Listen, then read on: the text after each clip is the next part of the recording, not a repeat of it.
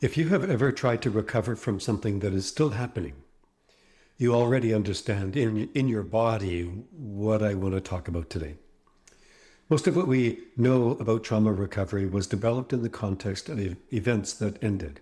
That accident 6 months ago, that assault 20 years ago, the loss, the childhood that is now feels present, the situation that was survived and left behind. And the frameworks that we've developed for that kind of trauma are generally remarkable, amazingly effective. They've helped millions of people move on from survival into a flourishing life. But relational trauma in marriage does not work like that because it's not in the past. It's not an event that ended. It's ongoing. It is the person who's present at dinner tonight and in the bed tonight beside you and in the car Sunday morning. It's woven into the daily fabric of a life that does not pause while the healing tries to happen. And this creates a challenge that most trauma recovery frameworks were not designed to address. A challenge that I've spent 30 years developing specific responses to. Because healing a wound that is still being made requires something different, something more specific, something built for the particular, complicated, extraordinarily human situation of a woman who loves someone who's also harming her and who's trying to find her way back to herself without leaving the room and leaving the marriage. That's what I want to talk about today. Before we get into this, if you are ready for a practical pathway through what I'm going to describe here, the RSVP protocol book is on Amazon right now. The link is in the description. It is the framework I built specifically for this situation. Come and find it when this video ends. Now, let's get into the complexity. There's a paradox at the center of relational trauma in marriage that I want to name carefully and clearly because I believe it is the thing that makes this form of trauma so uniquely difficult to navigate.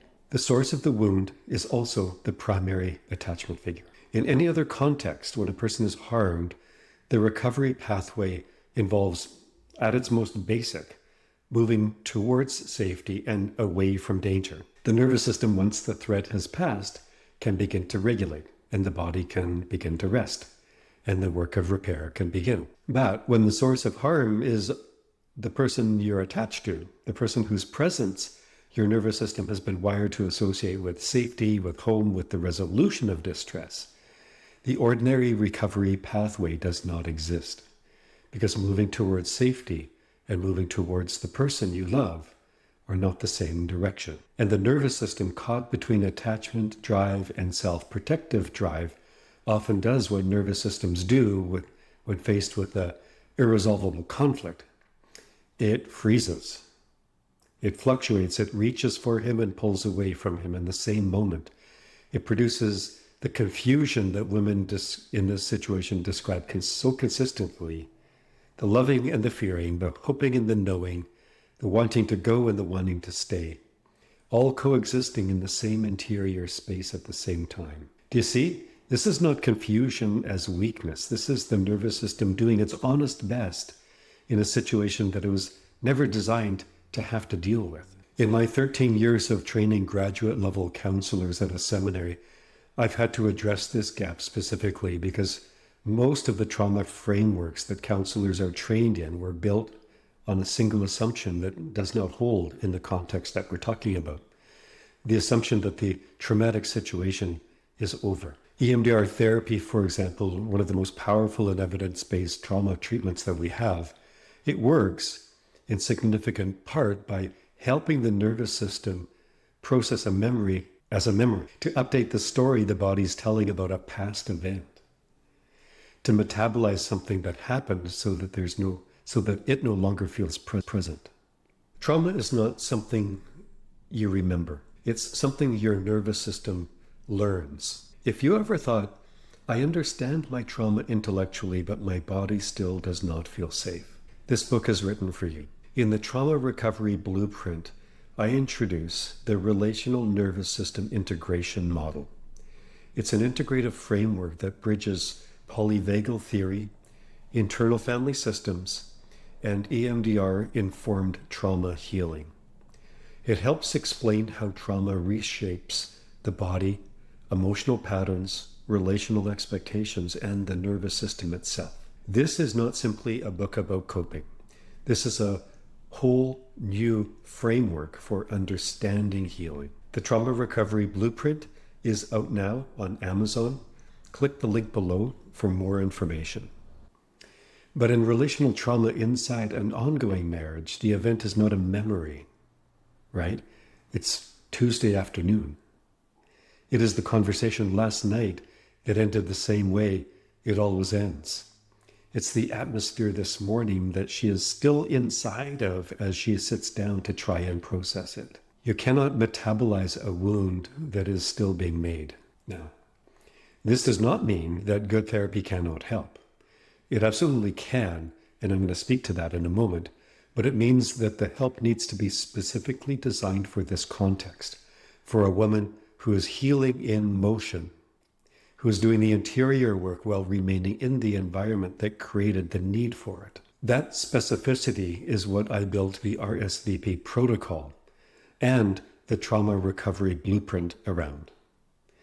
Not recovery from something that ended, recovery inside something that is ongoing, which is a different framework requiring different tools and a different kind of support. I want to tell you about Maria, the woman I introduced in an earlier video in the RSVP protocol series. The card is up there. You can go to and watch it.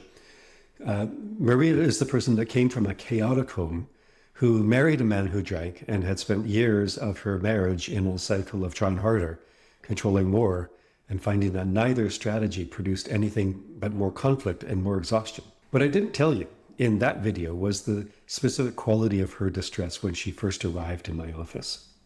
She described it as being trapped inside a feeling that she could not exit. Not a feeling about something that happened, a feeling that was simply her constant state. A vigilance that had no off switch.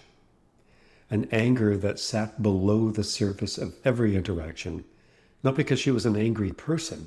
She was actually a very sweet person, but because anger was the appropriate response to an ongoing situation that she had no tools to change. She had tried before coming to me a number of approaches. She had read about codependency and she tried to apply it. She had attended Al-Anon, which had helped her feel less alone, but had not addressed the specific interior damage that she was carrying. She had even done some therapy, good therapy. Sounded like the therapist was pretty good. And that therapist had helped her understand the roots of her patterns, but had not given her tools for navigating the situation she was living inside. What she needed was not more understanding. She had understanding. What she needed was a framework for healing that acknowledged the specific reality of her situation. That the source of her pain was not in the past, that her nervous system was being re-stimulated daily, and that her sense of self was being eroded in real time, and that the healing work had to be robust enough, specific enough, and practically grounded enough to take root in that environment. And that is what we built together. And that is what I want to give you. Here's what I mean when I say that healing relational trauma in an ongoing marriage requires something specifically designed for it.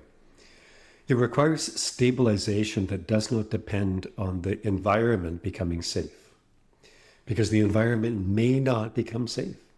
And waiting for it to do so before beginning the interior work is waiting for a permission that lies outside herself and may never arrive. In the RSVP protocol and in the Trauma Recovery Blueprint, stabilization is built from the inside out, not from the outside in. It begins with the nervous system, with practical embodied tools for regulating your physiological state in the presence of triggers that are not going away. The breath, the body, the practices that create a window of regulation in a life that does not reliably provide one. It continues with the self and the rebuilding of self-trust, self-perception, self-authority that sustained gaslighting over the years and emotional harm have eroded.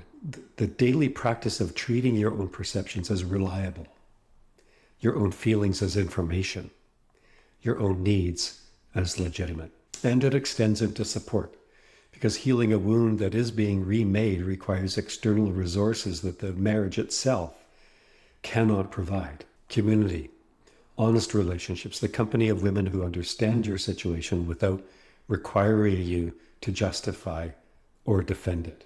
And let me tell you, that's not an easy task frequently. In some cases, the husband is controlling who she can see and who she can't see. In other cases, her wiring for identifying who's safe is a little off because that's been damaged as part of the relational trauma. So what I'm saying is this is not a quick process, but it's a real one. And it does not require the marriage to change before it begins. Now, I want to say something else, something personal before I close. I became interested in this specific territory, the relational trauma inside ongoing marriage, not just as a clinical problem, but as a pastoral one. Because the women I've encountered in 30 years of practice and in the seminary classrooms where I trained counselors were not women who lacked insight or resilience or faith. They were, without exception, women of enormous strength and depth who were carrying something that the systems around them, including, unfortunately, the church, the therapeutic community, even the marriage itself, had consistently failed to name accurately. And I found that the most powerful thing that I could offer them before any technique or framework was precision, the accurate description of their experience, the correct name for what had happened to them, the clinical and pastoral legitimacy of their pain. Because when a woman discovers that what she has been living inside has a name, that it's documented, that it's understood, that it is not her imagination, not her weakness, and not a spiritual failure, something happens. Just that. She begins to heal. Even before the tools arrive, even before the intervention is formally underway, the naming itself begins the healing. This is why I write, and this is why I taught in a grad school, in a seminary. Why, after 30 years, I am still in this room with these women, because the naming matters, and so does what come after it. Relational trauma in marriage is real. It is specific, it's uniquely complex, and it requires a response that was built for its particular demands, not borrowed frameworks designed for trauma that ended. The resources that I've built for this work are available right now.